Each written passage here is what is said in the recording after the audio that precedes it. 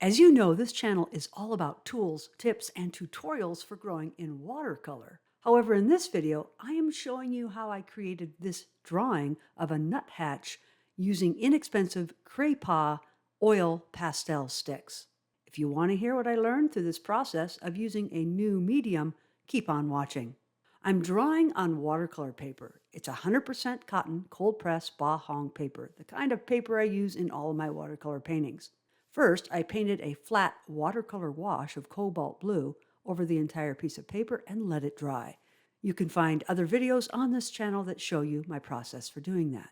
And then I started drawing with pastels over that watercolor. That's right, you can apply pastels over watercolor.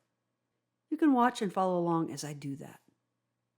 Now let's talk a little bit about the pastel sticks that I'm using. I actually found these art supplies in my art closet, kind of buried down underneath everything. Based on the price and the packaging, and I did a little research about them, I think these were probably purchased in the 1970s. So they are nearly 50 years old. But as you can see, they still work great. I did a little bit of research on these pastel sticks and found out that though they're distributed by a company called Sanford's in the United States, they are manufactured by a company called Sakura, a Japanese art supply company. You can see here in the upper left corner of the packaging, they cost 79 cents. Wow. Now they have to be old because no art supply today can be purchased for 79 cents. I found out that these are oil pastels, so they blend really easily. You can see as you watch me blending the colors with my finger as I go along. Now, as I draw this little bird, a nuthatch, I'm just going to share some of my thoughts. First of all, you might be asking, Kris, this is a watercolor channel. Why are you drawing in pastels? Well, there are three reasons. The first reason is a really practical one. I just can't stand to see art supplies sitting around not being used.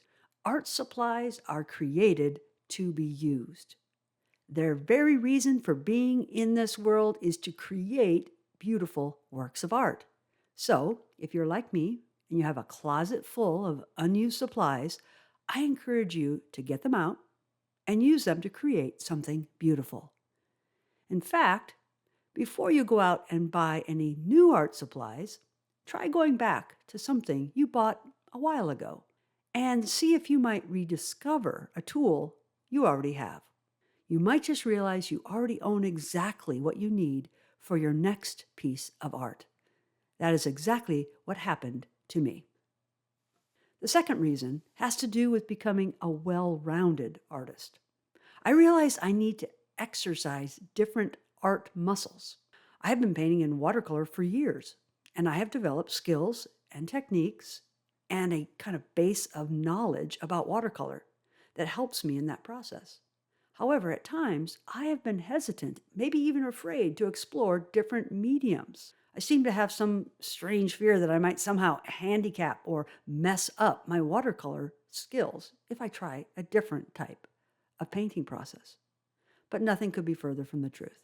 In fact, I believe that it is to my advantage to learn a variety of mediums.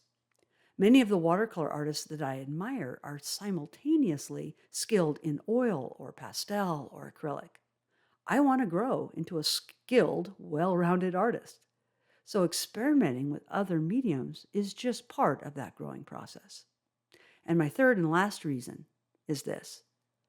I believe the job of the artist is to capture and display the beauty of this amazing world in creative and multifaceted ways. And I don't really believe that only one medium or one way of painting, one set of skills can do that. As I was drawing this little bird using pastel sticks, I had so much fun. I experienced different ways of capturing the light and adding shadow, or of getting the likeness of this little bird on the paper.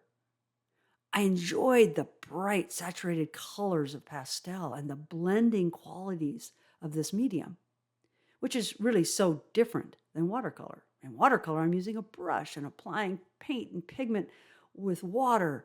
Here I was using my fingers. And in the end, I was able to create something I could not have created in watercolor. Likewise, I create things in watercolor I could not create with pastels. However, the mediums open me up to new artistic expression, and that is an enriching experience. I believe it'll make me a better artist. So I'm going to go ahead and let you watch the remainder of this drawing process. I'll set the rest of this video to music. I hope you enjoy the process, but more importantly, I hope that you're inspired to boldly try something new that you haven't tried before. Maybe it'll unlock something in you that needs to be unlocked. Don't worry, I'm not leaving watercolor. I'll be back painting in watercolor again soon. But for now, I'm going to enjoy this little adventure into pastels. I hope you have a great day, and I hope you keep on growing in whatever medium you choose.